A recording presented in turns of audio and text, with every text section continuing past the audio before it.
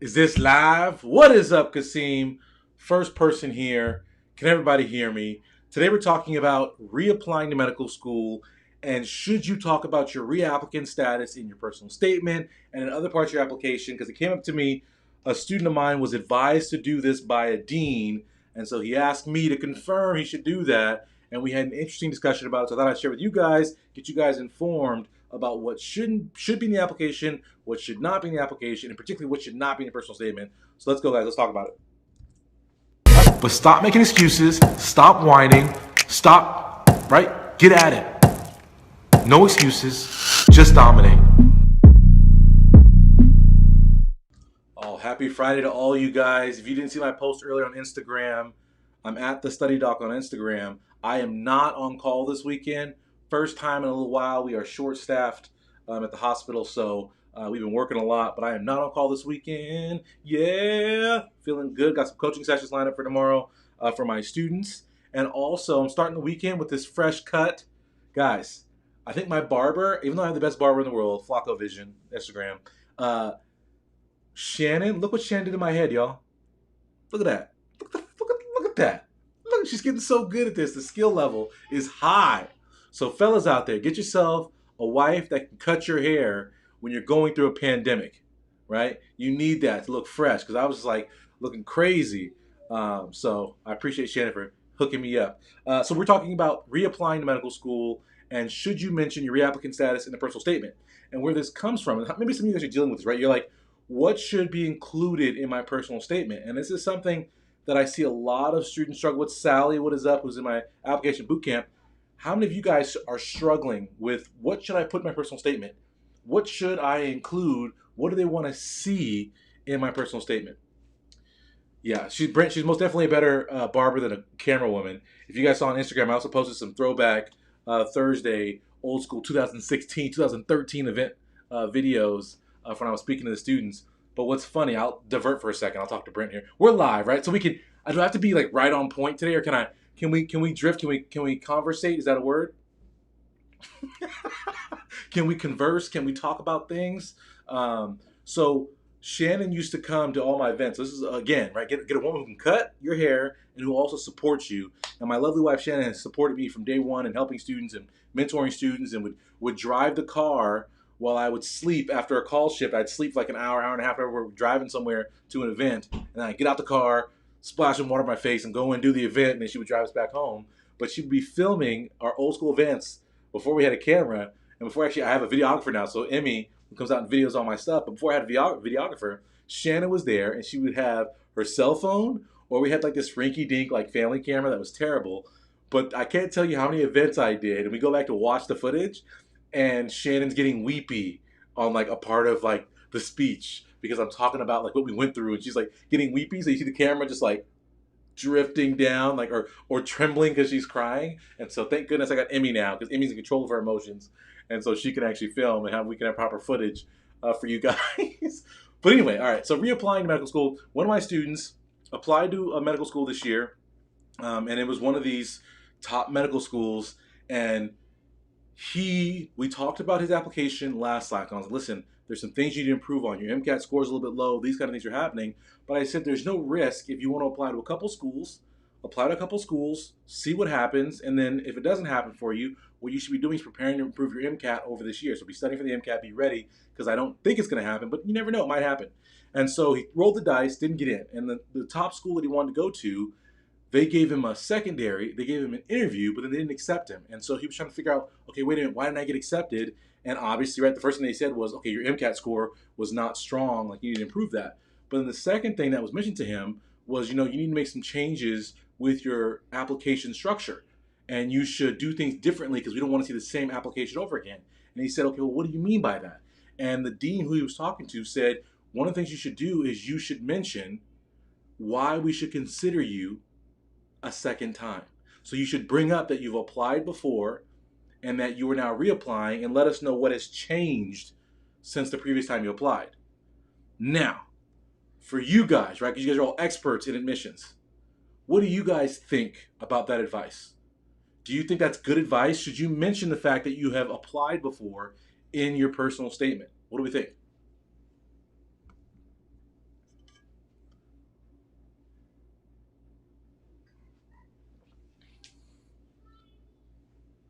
Harpreet, what up? Oh, Harpreet is running right now listening to me.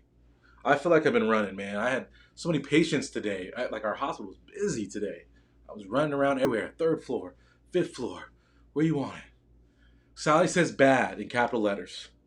What do other people think? I don't know what the bullseye means. I'm not up on the memes or whatever they're called, emojis. Brent, you're not allowed to answer because you're one of mine. Only mention specifics on what you've done since applying. If they ask, giving a reason to the adcoms, just it gives them an opportunity to see the changes you've made. Nurse 2MD says that.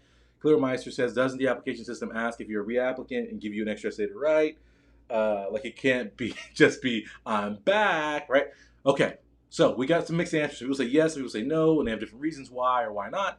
And the correct answer, guys, is that you should not include anything about reapplying in your application. Why? Because we are not Tekashi 69, guys. We are not a snitch, and we shall not snitch on ourselves. When you snitch on the personal statement or any application, all you are doing is committing yourself to 20 years to life. You're not being like Tekashi 69. You're not going to get out in 6 months. You are going to do some hard time. You're going to be penalized tremendously for your snitching. Rats, what? All rats got to die, right? Isn't that Lil Wayne? Ask Master Splinter or something like that? Yes. If you snitch on yourself, you're going to be in trouble. Why would you, when you're given the opportunity to tell medical schools how amazing you are, how great you are, why would you use that opportunity to point out that you are flawed, that you are not a candidate who's been accepted before, who you are a candidate who they overlooked in the past? Why would you bring that up to them? Why would you put that even in their headspace? They're trying to size you up, make an impression. They're trying to see who you are in this midst of all these applicants, and you're going to come out and say, hey guys, by the way, you rejected me before and you said I was not good enough. Boop, boop, boop. That's ridiculous, right? You should not do that, okay? That's just for starters. You shouldn't snitch on yourself in the personal statement because you're bringing attention to something negative. You want to keep everything positive. You want to be showing medical schools what I call your future doctor narrative. Because what medical schools are trying to do with your personal statement, with your application, is trying to say, listen, okay, this student has done this. And most of what they've done really has no direct tie to medicine, but what we're looking for are characteristics and traits that would make an amazing future doctor. So we want to create that so they can extrapolate and say, oh, you know what? You know what? Young Andre is going to be an amazing physician. He's going to make impact with students and do different things. You want them to be able to see that trajectory. So you don't want to bring up negative things in your personal statement, particularly that you reapplied.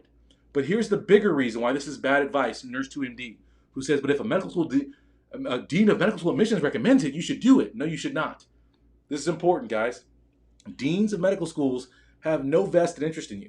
So when they're giving you advice, oftentimes they're giving you very generalized advice because they can't release their inner secrets of their admissions process. And also, you have to think, how many applicants get rejected from every medical school? Think about this, guys. Every year, there are thousands of applicants. Of those, let's call it 5,000. How many get rejected? Let's call it 2,500. And then of those 2,500, how many of them are emailing this dean saying, hey, why did I get rejected? So how thorough is this dean being, right? So we can't just say that deans say something, you should go with it. That's not accurate. But the biggest reason this is bad advice, and we always have to pay attention, and step away from advice and look at it and say, wait a minute, does that make sense? Is that this personal statement is going to what? Every single school you apply to. So what happens if you are now applying to other schools that you are not considered a reapplicant at? Because you were only a reapplicant to schools you applied to. So now you're going to blow up your whole application cycle by announcing to all the schools, hey guys, I'm a reapplicant. I've been rejected. Ha ha, look at me. So we have to take into consideration the totality of our application. You're only a reapplicant to schools you've applied to before. So you don't want to mention in your personal statement that goes to every school that you're a reapplicant because you may not actually be a reapplicant for that university and you may have just cast doubt on your candidacy for no good reason. The better place to mention, right, that you are a reapplicant is in the secondaries. because the secondaries are school specific, and they will actually ask you even, hey, are you a reapplicant? Oh, you are? Well, tell us about that. Why should we consider you now? So they give you the opportunity to do that. And Brent, who's one of my students, if you guys don't follow him, go follow him on Instagram at the Real Study Student Mentor. Follow him. But he already knows the answer. It's the secondaries because it's specific to schools, and it gives you an opportunity to then address that with that particular school. Particularly if you got feedback from that school on what was wrong, because different schools might say different things wrong with your application. So you have the opportunity to fix it and then address it specifically. Hey, you know what? I talked to you guys after the last cycle, and you guys told me my MCAT wasn't good enough. So you know what? I took the time, sat down, studied for my MCAT, and then I got that MCAT score. So when you guys look at my application now, my MCAT is light years better than it was before. You know what? When I applied before, you guys told me I didn't have enough volunteer experience. You know what? I spent this whole year living in a third world country, saving the orphans and the children of the earth. I'm a volunteer extraordinaire. Accept me to your medical school. Does this make sense to everybody? If this is making sense to you right now, like the video right now, let me know that I am making sense to you. I'm not talking gibberish, and you guys understand why I think it's so important. I constantly say, not all advice is great advice. And people can have the best intentions with giving you advice, but they don't see things from your full perspective and the totality of the situation that you have going on. And so we have to be very clear about the advice we take and the advice we get and make sure it really applies to us and our situation and what we're going through, and it is sound advice. Because the personal statement is no place to say, hey, I'm a reapplicant, because you may not be a reapplicant at all places. The flip side of that, right? And you're like, wait a minute. Well, yeah, I would be. If you applied to a bunch of schools and you got rejected from all of them, should your school list change or should it be the same? It should be different. So you're going to be applying to new schools, right? You're going to maybe move to some lower tier schools. Maybe you're going to add some DO schools, right? So you don't want to blow up your whole application and bust up your personal statement over that. And this is the third point I made, the final point. So the first point is the personal statement is not the place to snitch on yourselves, right? We are not Tekashi69. You will not get 2 million people on your Instagram. That's not what's going to happen when you snitch. The second thing is that personal statement goes to all schools and you may not be a reapplicant. The third reason that you don't want to bring it up in the personal statement is you are limited to 5,300 characters in the personal statement. If you are like most students, where you're struggling is to condense your personal statement to make it fit into 5,300 characters. Who is struggling with that right now? You got a 10-page personal statement? It's amazing, but it's 10 pages. How many of you guys are struggling to whittle down your personal statement to focus it in? How many of you guys are struggling with that? And Teddy, I see your question. I'll answer your question.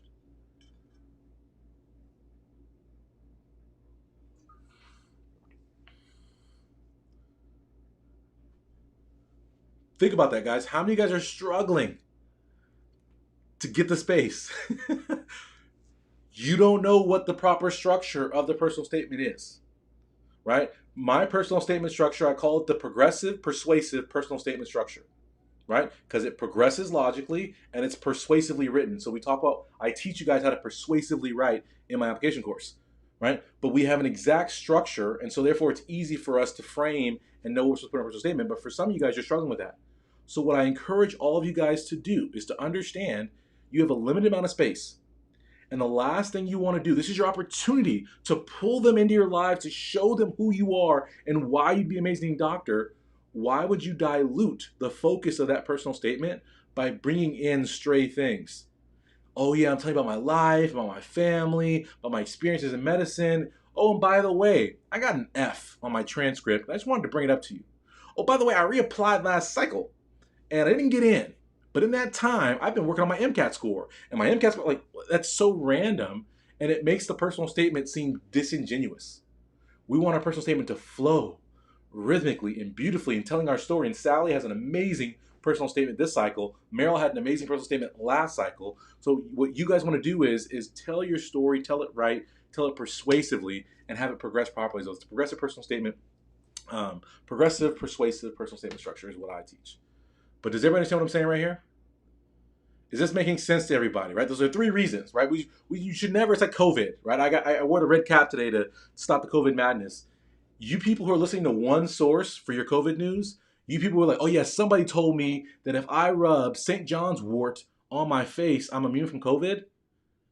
You gotta source it, double source it, triple source it. right? We gotta have multiple reasons. When someone tells you anything, you should always be asking, wait a minute, wait a minute, wait a minute, wait a minute, wait a minute, wait a minute. Why? Why are you saying I should do that? Why is that important? Why will that be helpful? And too many of you guys fail to ask that follow-up question, and so you get led astray by busters who don't have a second word, who don't have a reasoning why, who don't have the experience, don't have the insight to give you real, meaningful, detailed advice. Does everybody understand what I'm saying? It's the problem.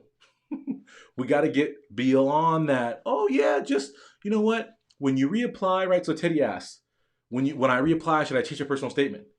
What have you guys heard? If you're reapplying, should you change your personal statement? Yes or no? Let's take it right now. Let's get it. Let's take it to the people. Let's vote on it. We'll answer Teddy's question. Teddy says, let me pull it up here. Should I change my personal statement as a reapplicant? We're going to take it to the people, guys. We're going to vote on this. We're going to see who knows about the medical school application and who knows what they should do. So we have a Neuronate saying, I've heard yes. Okay. Oh, Harpreet, the Busting the Busters is coming very soon. I've already been filming. It's actually one of the most fun things I like. One of the most fun things I've had doing in terms of filming is filming this session, like these sessions, pointing out who these posers are on the internet and how they're so wrong. So it's kind of like reaction videos, but I'm reacting to the terrible stuff these posers say. Camille says we should. Armand says yes. Kasim says maybe. Sally doesn't count because she has the correct answer and she's one of my students. Lola says yes, at least make some edits. Something should be different since then, right? Everyone's like, yes, yes, yes, change it, change it, change it. Sally has the correct answer. And the correct answer is this. Only if it was weak. Let me give you the analogy. You're in a relationship.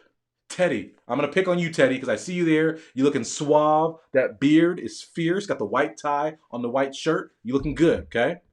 And Teddy, you're dating Sally. And I'm saying Sally because Sally's on the screen with you right there. And Sally is amazing. She's a great person. She's beautiful. You guys love each other. You guys are in love. And Sally catches you at an Airbnb with a bunch of girls, okay? Similar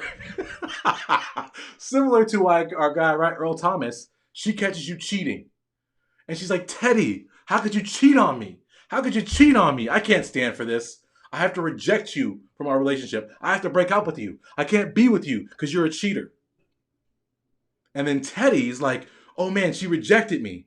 Okay, so you know what? I'm going to go ahead and get a new haircut. It must be the haircut. It must be problematic. You know what? I'm going to go out and I'm going to get her some fancy necklace. I'm going to get her a necklace. Yeah. I'm going to say some nice words to her. I'm going to get that. I'm going to do that. Right? And then Teddy comes to her and says, hey, Sally, I changed his whole hair for you. I got the kind words. I got this necklace. Can we be together? And Sally's like, wait a minute. You got kind words and a new haircut? But I caught you with multiple ladies at the Airbnb. The problem I have with you, the reason I rejected you is because you're a cheater. How does changing your haircut help me want to be with you? What am I saying to you guys right now? When you get rejected from medical school, you need to change what is problematic, what is holding you back, what is weak about your application. But so many people fail to want to be real, to want to do what's hard. It's hard, Teddy, to stop cheating. It's hard. Those women from Instagram, they're in your DMs. It's terrible. It's terrible. You're a victim, Teddy, because they're all over you, right? You can't, there's hundreds of girls coming at you on Instagram. You can't stop how sexy you are, Teddy. Man, I'm outraged for you right now, Teddy. Sally, how dare you be outraged? Shoot, right? So many of you guys fail to take the time to say, wait a minute, I got rejected. Why did I get rejected? What is the problem? And 9 times out of 10, it isn't your personal statement. 9 times out of 10, it's your bogus, terrible MCAT. It's your sub 3.0 GPA. It's the fact that you have zero research experience. You have zero clinical experience. Your resume sucks. Your GPA sucks, or your MCAT sucks. It's not a personal statement. It's the fact that your MCAT was 495. That's why you got rejected. But what do? Ooh, man, studying for the MCAT and fixing my MCAT score, that's hard, right? That's like Teddy saying, man, these girls, they're so beautiful. I can't stop cheating. I'm going to cut this hair. I'm going to cut this hair. That's what you guys are doing. You guys don't want to sit down and do the MCAT. You guys don't want to sit down and take more classes, improve your GPA. So all you do is, I'm going to rewrite my personal statement and then resubmit. That'll make the difference. Does everybody understand what I'm saying? I know I'm joking right now, but I'm serious, but I'm joking. I had to make this very clear. Does everybody understand the analogy? Does everybody get what I'm saying? Okay? There we go, Teddy. And like, I love this. Teddy's going to be honest. Thank you, Teddy, for sharing that with us. Right? He can be honest. In my case, I know it was my MCAT. I know it, right? It's my MCAT. So fix your MCAT. If your personal statement is poorly worded, if it's unfocused, if it doesn't do justice to you, then yes, change that. But at the end of the day, that MCAT is probably the problem. Does everybody understand what I'm saying right now? This is important. I went way off the rockers for some people. Some people are like, what is this guy talking about? Airbnb, you have not seen the Earl Thomas story. If you guys have not seen this, it is a classic tale of why men are terrible. We can't get out of our own ways. This guy is dumb enough to have his phone on, have a Snapchat locator, and the wife, man, women are so smart. She got the locator. She found this guy's a professional football player. He rented an Airbnb to go cheat on his wife, and the wife tracked him down through Snapchat. I'm telling you, man, these girls out, this technology, fellas, take your whole phone apart. Get that flip phone back. She can't track that. So anyway, the whole point is, guys, is focus on changing what is actually problematic with your application. So as reapplicants, you got to take that time and take a step back and say, wait a minute, what's really wrong with my application? And I'll say this also, as we talk about this is actually like to bring everything back full circle. We started this video because one of my students was asking a dean for advice. And I have a lot of problem students. And I say problem students in the sense that if people would just listen to me, everything would work out. When people don't listen to me, bad stuff happens. Right? So I tell people, I say, why would you ask a medical school what you could do differently next application? Because again, they're going to get thousands of these emails saying, hey, you rejected me. What can I do differently to get into your medical school? Do you think they're really going to go through your whole application and give you a real specific, meaningful advice? They're not. They're going to throw out some generalities. Well, you know what? It could be your GPA. It could be, really rework your application. We're going to look at you holistically. They're going to tell you some stuff. But those are not the people that you need to go to for real feedback about your application, because they're not going to take the time to really break down your application. You need to put some people around you who are informed about the application process and have them look over your items. That's the little like nuance of all this is like, should you be emailing every single school that rejected you? I'm like, nah, not really. And I tell myself all the time, like, oh, I got rejected. Should I email? Nah, because what are they going to tell you? Think about it the other way. If you're a dean of a medical school, okay, I'll get off Teddy. I'll say, Patrice, you are the dean of a medical school, okay? And Kasim emails you and says, hey, dean of prestigious medical school, you rejected me, and that means you don't care about me, but I'd love it if you could review my application. I'm going to attach it here in this file. Could you tell me what I did wrong? And can you help me get in next cycle? Patrice, what are you going to do? What are you going to do, Patrice, as the dean?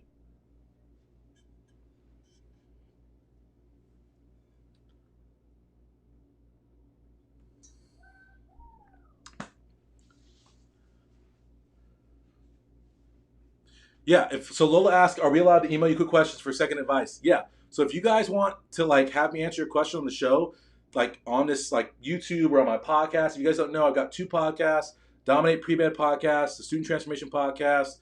We're live on YouTube right now. But if you guys want to get at me, send me an email. If you guys want me to like actually, if you want to be heard on this show, you can send me a voicemail and I'll actually play your voicemail on the show here. People can hear your voice. We'd love to hear Lola, Mermaid in Medicine. That's such a good name. Probably got like one of the mermaid voice, like little Ariel from Little Mermaid. Okay, so Patrice says what? So Patrice, you're the dean. What do you say? No, don't say they get so many. You're the dean, Patrice.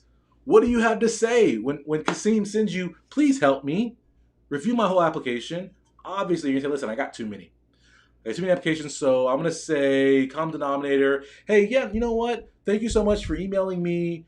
You know, it was very close. We considered your application strongly, and sometimes this just happens. My advice to you would be to look over your application and look for issues and things that you can improve before the next cycle. Perhaps rewrite your personal statement. Rewrite your activity section. Let us know why we should accept you and consider you next round. If your MCAT is low, work on your MCAT. If your GPA, right? They give you generic, exactly. Thank you, Patrice. Right? That's the reality. So we have to recognize, this is why I crack up. People like send me, they're in my Instagram DMs and they're like, hey, Dr. Pinesett, here's my whole life story. What should I do with life? And I'm like, first of all, you don't know me. I know you see me on the internet, but I could be anybody. You send me your whole life story in the DM, and I'm going to read your whole life story, and I'm going to send you one sentence. Go forth, my child. And you're like, yes, okay, he said, like, how can I give you some profound advice in my IG DM? Do you guys understand what I'm saying? Like, this is a 26-minute video. We're at 26 minutes right now. Think about that. Think about that, how, like, this is the problem with COVID. People are like, ooh, I want to know about COVID, so I'm going to go on Twitter. I'm going to go on Twitter. I'm going to get updated on this COVID. COVID is not new. What? It's coronavirus is the common cold? Oh, this is just Twitter flu. They're trying to get us. The government, they're setting us up. Doctors get paid more for COVID patients? These doctors are trying to steal our money. Oh, Twitter says it. We got to get into the details of it, guys. We got to get informed. We get educated. Got to feed your brain. Does everybody understand what I'm saying? Right now. Please, if you understand what I'm saying right now, like this video. Let me know that I have not lost you guys. We went way into the weeds, but I think that's like the perfect analogy for reapplying. Reapplying is you just cheated on your girl. How you going to fix it? That's reapplying. Exactly. 5G COVID, y'all. 5G COVID, it's for real. Gave it to us. Alrighty. Jonathan made it on here. What up, Jonathan? Okay, so everyone, have a wonderful, beautiful, outstanding day. It is Friday. I'm going to the beach this weekend with my kids. Woo! Who's excited? I'm teaching my son how to boogie board. He's 4. He's like a fish in the water, y'all. He's like a fish. I'm like an octopus in the water. I should be like doing some of this. I don't know. Everyone have a wonderful, wonderful day. We'll be back every Monday, every Wednesday, new videos for you guys. The podcast, new stuff every Tuesday and Thursday. I appreciate you guys hanging out with me. I'm Dr. Pinesett. Everyone have a good weekend. How do we always end, guys? How do we end every single video? Harpreet, I'll see all you guys tomorrow. We got coaching starting bright and early, 6 a.m., y'all. We got Cult of Greatness. We got TPT tomorrow. And we got application boot camp. So it'll be a fun day. 6 hours of coaching. What better way to spend a Saturday? Everyone have a great day. No excuses. Just dominate, guys. Go be great. Today is the day, guys. No more excuses. No more complaining. You're going to take your future in your own hands. You're going to dominate. You're going to be successful. Get to my website, studenttransformation.com. I challenge you. What are you going to do today to make your life better?